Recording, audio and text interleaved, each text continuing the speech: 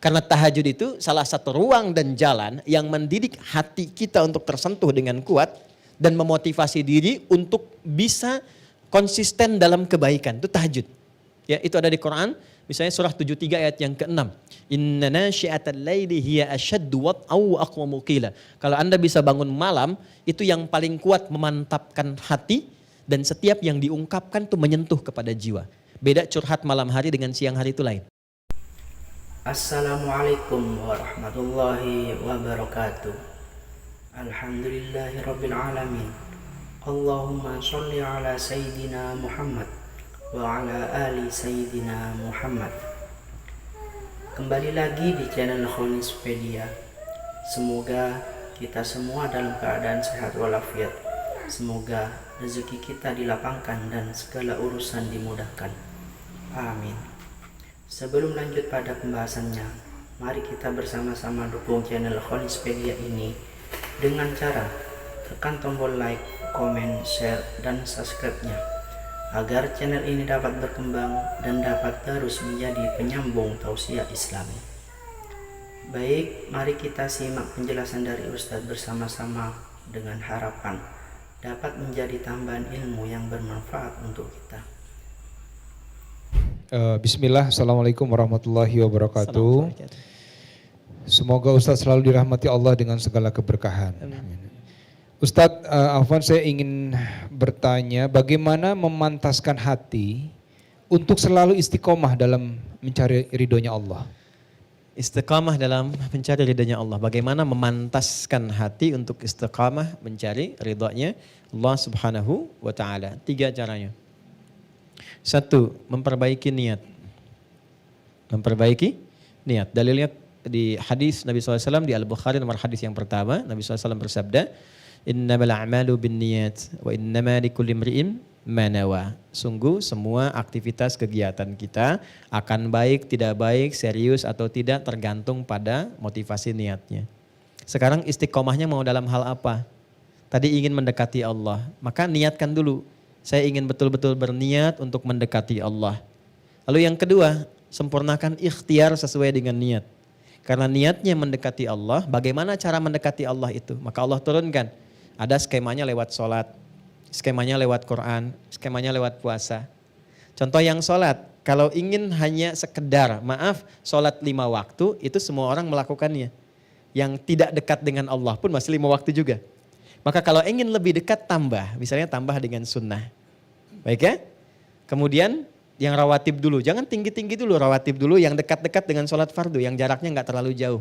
Misal subuh kan ada 2 rakaat kan sebelum subuh. Kemudian zuhur kan ada yang menyertainya ya, bisa 4 rakaat sebelum zuhur atau 2 rakaat dan 2 rakaat setelahnya.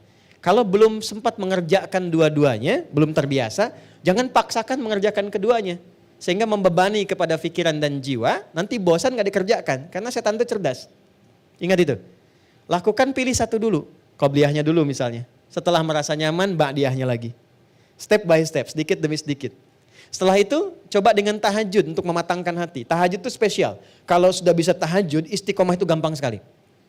Karena tahajud itu salah satu ruang dan jalan yang mendidik hati kita untuk tersentuh dengan kuat dan memotivasi diri untuk bisa konsisten dalam kebaikan. Itu tahajud.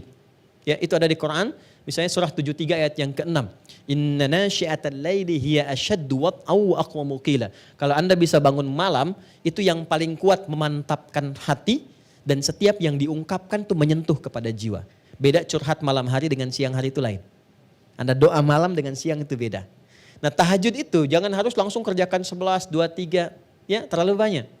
Kalau belum pernah mengerjakan, rumusnya di hadis Muslim nomor hadis 749 dari Ibnu Umar, kerjakan 2 dulu. Ya, sholatul laili mathna, 2 aja dulu. Dan 2 pun, 2 ini, jangan pilih dulu yang panjang-panjang sholatnya. Yang simpel dulu, yang kira-kira bisa kita pilih, yang nyaman kita baca. Suasana hati sedang cool, ya pilih yang cool-cool. Ya, qul a'udzu birabbil falaq, qul a'udzu birabbin nas gitu kan. Lalu witir 1 rakaat, qul huwallahu ahad, lengkap kan? 3 ya. Dan bangunnya jangan terlalu malam, pepetkan ke subuh. Pepetkan ke subuh. Sekarang misalnya kita dapati subuh 4.25 misal gitu kan. Bangunnya jam 4. Jangan terlalu jam 3 dulu. Ntar bangun jam 3, sholat tahajud 11 rakaat, subuhnya jam 7. Tidur lagi gitu kan. Ya pepetin dulu ke subuh supaya beban ringan kita dapati, dekat ke sholat fardu, nggak nunggu lama. Setelah nikmat itu baru tambah lagi 4 rakaat, tambah lagi naikkan suratnya ke ad-duha misalnya, sampai kita mendapatkan konsisten dengan 11 rakaat setidaknya. Ya, itu caranya. Yang ketiga, bergaul dengan orang soleh. Ya, di rumah angkat semua jadi soleh.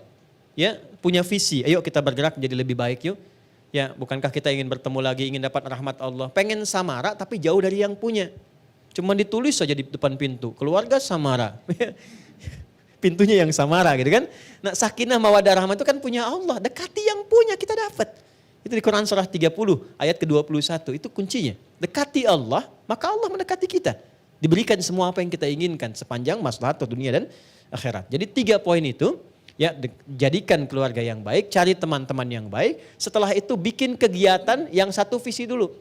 Misal nih, ketemu dengan teman yang baik, gimana kalau kita bikin program untuk tahajud dulu nih, saling ingatkan. Ya, ada satu grup misalnya di situ 5 orang, ingatkan malam-malam ya, misalnya diingatkan telepon jam berapa kita sepakat. Setelah itu naik level ke puasa sama-sama. Ya, puasa Senin Kamis, Senin puasa, Kamis puasa, kumpul ngajak bareng-bareng. Tadi saya dengan Mas Baim diskusi itu di bawah, nanya, Ustadz, motivasi saya kenapa puasa Senin Kamis itu? Apa hikmahnya? Saya bilang Senin, Nabi pernah ditanya kenapa Rasulullah puasa Senin. Kata Nabi, hadza yauma wulidtu. Ini saya, hari lahir saya puasa. Hari lahir saya. Pesannya di situ 2. 1, dalam setiap hari kelahiran kita, syukuri itu kepada Allah. Apa hikmah puasa itu? Puasa itu bagian pentingnya adalah cara mendidik kita menjadi lebih baik. Makanya jarang ada orang sedang puasa berbuat buruk tuh nggak ada. Pemarah pun kalau sedang puasa nggak akan marah. Wah, dimarah, dimaki orang nggak marah dia. Padahal udah 5:30, ya kan? Nggak marah. Ditanya istrinya, Pak kok nggak marah? Ntar habis maghrib. Habis maghrib dia lupa kan? Dia jaga tuh.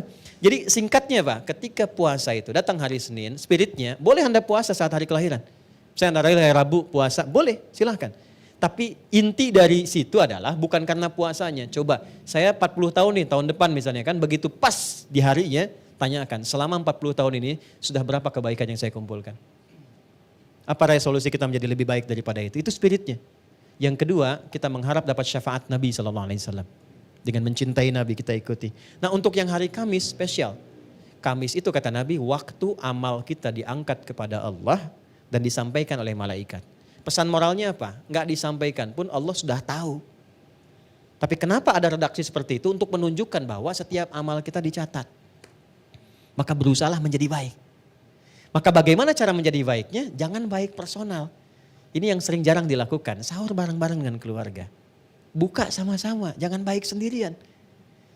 Kalau kita urutkan dengan pertanyaan-pertanyaan tadi, kenapa kalau saat berbuka kita tidak undang? Walaupun puasa sunnah, berbukalah dengan ayah mertua, ibu mertua.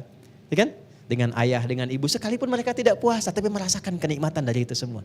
Berbagi makanan, berbagi doa, berbagi kebaikan. Itu poinnya.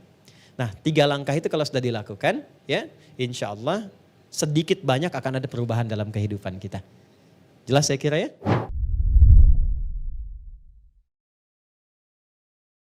Demikian tausiah Islami yang disampaikan.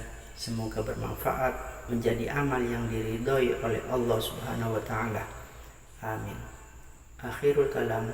Assalamualaikum warahmatullahi wabarakatuh.